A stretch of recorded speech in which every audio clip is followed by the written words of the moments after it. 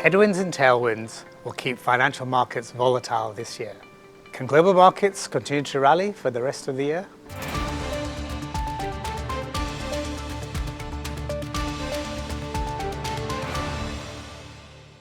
Financial markets face significant upside and downside risks as summer ends.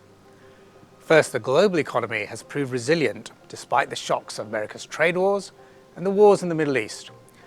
We expect the US will suffer stagflation as steep tariffs are a supply shock to America's economy. US growth has slowed sharply this year and core inflation has rebounded near 3%.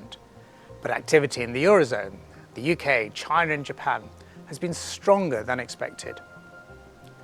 Second, major central banks have continued to cut interest rates. The European Central Bank, the People's Bank of China, the Bank of England and the Swiss National Bank have lowered interest rates to 2%, 1.4%, 4% and 0% respectively.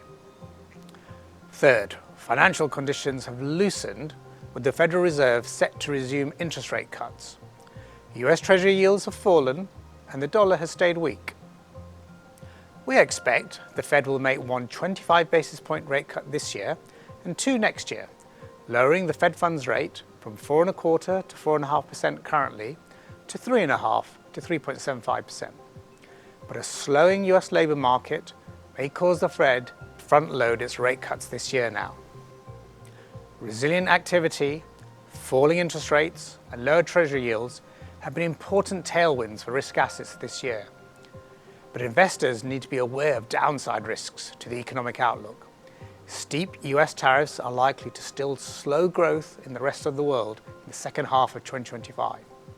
Inflation is proving sticky, making it unlikely the European Central Bank will cut interest rates any more from 2%.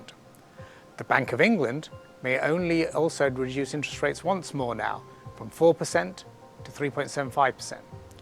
And the Trump administration's campaign to curb the Fed's independence may have immense long-term implications if successful, including higher inflation, steeper yields, and a much weaker dollar.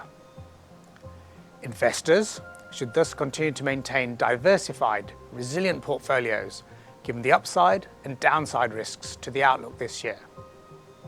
I'm Mansoor Mohyuddin, and this is Bank of Singapore CIO Investment Institute.